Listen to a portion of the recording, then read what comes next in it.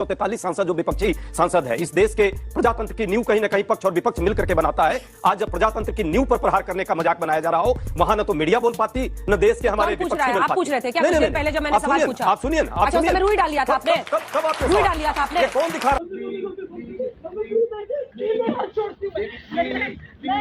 India Narendra Modi की सत्ता को उखाड़ फेंका जाएगा। 2024 का आगाज यहाँ पर हो गया। एक सवाल सर इसमें आ रहा है कि आप बीजेपी में रहे हैं और अभी सीधा सीधा नरेंद्र मोदी को ऐसा बोल रहे हैं। जब थे मशहूर मोटिवेशनल स्पीकर जो अपनी बातों और सोच से लोगों के अंदर कुछ भी करने की जोश जगा देते हैं, वो आज चारों ओर से विवादों में घिर गया। जी हां, हम बात कर रहे हैं विवेक बिंद्रा की। संदीप महेश्वरी से विवाद के बीच अब विवेक बिंद्रा पर पत्नी को मरने पिटने की जैसे गंभीर आरोप लगाए गए। इससे जुड़ा एक वीडियो भी सामने आया जिसमें विवेक बिंद्रा के चेहरा तो साफ नहीं दिख रहा है, लेकिन दावा किया जा रहा है कि वो विवेक बिंद्रा ही है।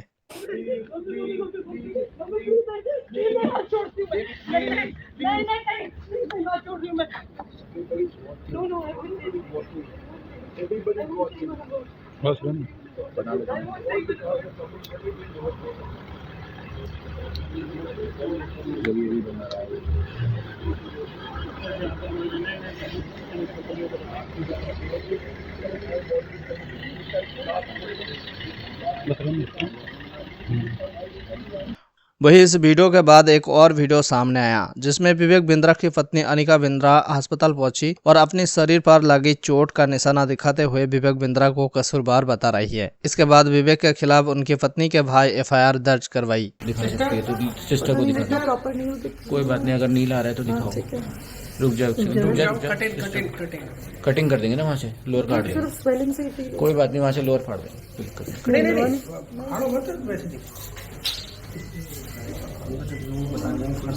और सर पे कहाँ पे मुँह? सर में सर आपकी नर्स अभी चेक करके गई है, वो कह रही है अंदरूनी है, आपको जो भी है वो ना कुछ दिख नहीं रहा है सर। यहाँ पे भी देखो स्वेलिंग में आपको दिख रही है, प्रॉपर नजर आ रहा है। हाथ पैर में कहीं हाथ में कट तो ये दिखाया है, ये नील पड़े हैं बस, जो पड़े हैं मेरे को कट। अच्छा दोस्तों, आज की डिबेट में अंजना ओम के सब कुछ से ज्यादा ही गुस्सा हो गई और कांग्रेस नेता को उलूल झुलूल बोलने लगी, लेकिन कांग्रेसी ने मैडम की सारी हेकड़ी एक बार में ही निकाल दी। अंजना ने जब कांग्रेस प्रवक्ता अजय उपाध्याय से बदतमीजी करते हुए उनसे कहा कि मैंने जब सवाल पूछा तब आप कान में रुई डाल लिया था क्या, तो उसका जवाब देते हुए अजय उपाध्याय ने अंजना के साथ पूरी गोदी मीडिया को ऐसा धोया कि वहाँ बैठी भाजपा समर्थक जनता भी तालियां बजाने से खुद को रोक नहीं पाई। अच्छा कुछ हो रहा है, कहीं मिस ना हो जाए, रिकॉर्ड कर लो इसको हमेशा के लिए। कभी कभी गुस्से में भी करता है कि किसी की पोल खोल के मूड में तो दिख नहीं रहे। तो इतना अच्छा लग रहा था उन्हें जब उपराष्ट्रपति की नकल की जा रही है। रुको जरा, सब्र करो जी। ये एक 12 सेकंड का मैं वीडियो सिर्फ आपको चला। कैसे आंख खोली जा रही है, कैसे बंद की जा रही है, इतनी जल्दबाजी क्या है? ज्यादा दिखाना ठीक नहीं है। बस ये समस्या यहां से हुई है। ये जो अभी जो ये चल रहा है ना आवाज, ये समस्या यहीं से हुई है क्योंकि कल्याण बनर्जी संसद के बाहर इतना बड़ा कलाकार हो गए। संसद के अंदर तो सबसे बड़ा कलाकार देश में है आज, वो खुद कर रहा है मिमिक्री, लेकिन इस पर कोई प्रश्न नहीं है। मिमिक्री की बात करते हैं, देश का मजाक बना दिया, संसद का मजाक बना दिया। अब पूरे देख रहे हैं कि पूरे लोकतंत्र का मजाक बनाया जा रहा है। इस मिमिक्री पर कोई प्रश्न नहीं है। ये 143 सांसद जो विपक्षी सांसद है, इस देश के प्रजातंत्र की नींव कहीं ना कहीं पक्ष और विपक्ष मिलकर के बनाता है। आज जब प्रजातंत्र की नींव पर प्रहार करने का मजाक बनाया जा रहा हो, वहां न तो मीडिया बोल पाती, न देश के हमारे विपक्षी बोल पाती। आप पूछ रहे थे क्या? पहले जब मैंने सवाल पूछा, आप सुनिए, रुई डाल दिया था आपने, कब आपने रुई डाल दिया था आपने? कौन दिखा रहा है? इस पर प्रश्न चल रहा है, उसको उसकी अनदेखी कर दे।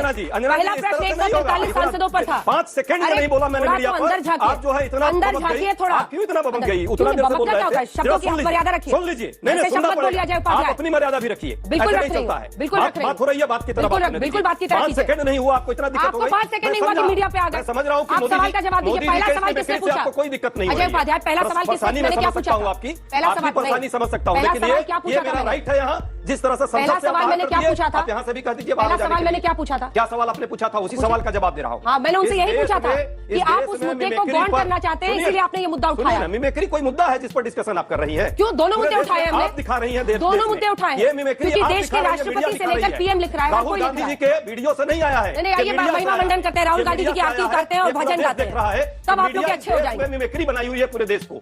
न बेरोजगारी पर प्रश्न हो, वहाँ कोई दिक्कत नहीं है। महंगाई बढ़ जाए देश में, वहाँ कोई समस्या इस मीडिया को नहीं है। मीडिया 24/7 एक जाप कर रही है, मोदी जाप, और पूरे देश में मिमिक्री देश का बनाने का प्रयास है। मैं ये प्रश्न आपसे भी कर रहा हूं और इस देश के मीडिया हाउस से भी कर रहा हूं। यह होना चाहिए। जहां तक बात हमारे साथी ने कही है, भाजपा के साथी बड़े कितना बेचारा बन जाते हैं। अरे वही चेयरमैन है ना, जब भाजपा के कार्यकर्ता के लेवल पे काम करते हैं तो इनको शर्म नहीं आती है, गरिमा का ख्याल नहीं रहता है। राज्यपाल होकर के जब किसी मुख्यमंत्री के साथ जिस तरह के बर्ताव करते हैं तो उस समय इनको शर्म नहीं आती है। ये जाकर के राजस्थान में जब मोदी जी की प्रशंसा में गीत गाते हैं चेयरमैन होकर, इनको शर्म नहीं आती है, सवाल नहीं पूछते हैं। अब आ गई ये किसान की बात। देखिए अचानक कितने बड़े वो किसान नेता बन गए हैं। 700 किसानों की इसी सड़क पे दिल्ली में आप भी जाकर के करती थी ना कवरेज, क्या हाल हुआ था 700 किसानों का? जान गई, शहीद हो गए वो। कभी भी शर्म नहीं आई किसी को इस देश में, भाजपा के लोगों को। जिस तरह से लाखों किसान लगातार साल भर, चाहे गर्मी हो, चाहे बरसात हो, चाहे जाड़ा हो, रोड पर रहे, मरते रहे, वो जीते या मर जाए, उससे इनको कोई दिक्कत नहीं थी। तब धनखड़ साहब को एक बार भी आवाज नहीं आई। उस समय वो किसान नेता नहीं थे। अब जाति भी आ गई याद, उनको धर्म भी आ गया। यही मिमिक्री है इस देश में जो बनाया जा रहा है। और मिमिक्री यदि ज्यादा दिक्कत हो रही है तो प्रतिबंध लगा दिया जाए ना। मिमिक्री पर प्रतिबंध है, अपराध है तो जरूर लगा देना चाहिए। अपराधियों पर चली रही है, उसको भी अपराध में डाल दे, लेकिन देश के संविधान को मत बदले। वही दोस्तों, बीजेपी छोड़े आए नेताओं ने ईवीएम हैकिंग को लेकर किया बड़ा खुलासा। जीतेगा इंडिया, नरेंद्र मोदी की सत्ता को उखाड़ फेंका जाएगा, 2024 का आगाज यहाँ पर हो गया। एक सवाल सर इसमें आ रहा है कि आप बीजेपी में रहे हैं और अभी सीधा सीधा नरेंद्र मोदी को ऐसा बोल रहे हैं। जब थे उनके अलोकतांत्रिक, उनके किसान विरोधी रवैये के खिलाफ ही तो हमने बीजेपी छोड़ी थी। इनको पता है जब चुनाव अगर ईवीएम से होगा तो हमें आने से कोई रोक नहीं सकता। अगर चुनाव होता बैलेट से तो ये जनता से भी डरते, विपक्ष से भी डरते। टीवी खोलो तो मोदी, अखबार खोलो तो मोदी।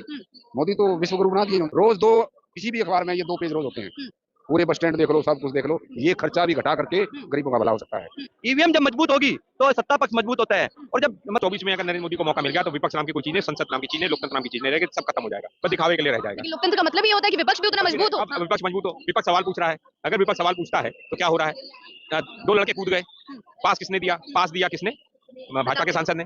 भाजपा के सांसद ने उससे सवाल जवाब नहीं कर रहे हैं। लोकसभा अध्यक्ष और उपसभापति राज्यसभा, उसकी जगह पे जो सवाल उठा रहा है सांसद विपक्ष का, उसको आप बाहर कर दे रहे हो। क्या मांग है कि गृहमंत्री जवाब दें। गृहमंत्री जवाब देने नहीं आ रहे हैं, सांसदों को बाहर कर दे रहे हैं। तो इसलिए हमने यहाँ पर 19 तारीख की मीटिंग में तय किया था कि 22 तारीख को पूरे देश भर में इंडिया अलायंस की मीटिंग होगी, प्रदर्शन होगा। और आज इसके रूप में यहाँ शुरुआत हुई है और देश भर में हो रहा है। और आज ये आगाज शुरू हो गया है। नरेंद्र मोदी की सत्ता को उखाड़ फेंकेंगे हम। इस अलोकतांत्रिक सरकार को, संविधान विरोधी सरकार को हम उखाड़ फेंकेंगे। जनता पक्षी सरकार आएगी, जनता के लिए काम करने वाली, किसानों के काम करने वाली, नौजवानों के लिए काम करने वाली, उस सरकार को लाएंगे। लेकिन मोदी जी तो बोल रहे हैं कि उनकी गारंटी काम कर रही है। 15 लाख का गारंटी दिया था उन्होंने, 15 लाख आया नहीं। 2 करोड़ की उन्होंने गारंटी दी, रोजगार मिला नहीं। उन्होंने इसके बाद जो है राजस्थान में जाकर 450 रुपए सिलेंडर की गारंटी दी, वो भी नहीं मिला। अब जीत गए तो कह रहे मैं दे नहीं सकता। तो ये स्थिति अगर है, अगर जनता प्यार नहीं कर रही है, जनता का साथ, ईवीएम का भी चक्कर है, कुछ ईवीएम पर भी सवाल उठ रहे हैं। इसलिए हमारी मांग है कि ईवीएम के साथ जुड़े वीवीपैट की जो पर्चियां वो मतदाता को दी जाए। मतदाता के साथ एक जो है बैलेट बॉक्स दिया, मतदाता उसमें डाले और उसके बाद उस पर्चियों की गणना की जाए। और 100% गणना की, हमें 12 बजे तक 2 बजे तक रिजल्ट नहीं चाहिए, हमें 2 दिन बाद रिजल्ट हो, लेकिन हमारे जो जनता जो मत देता उसकी चोरी नहीं होने देंगे। लेकिन 2024 तो नजदीक है, काफी नजदीक। ईवीएम पर इसीलिए इंडिया अलायंस ने मांग की वीवीपैट की 100% जो है पर्चियों की काउंटिंग की जाए। इंडिया अलायंस पर आरोप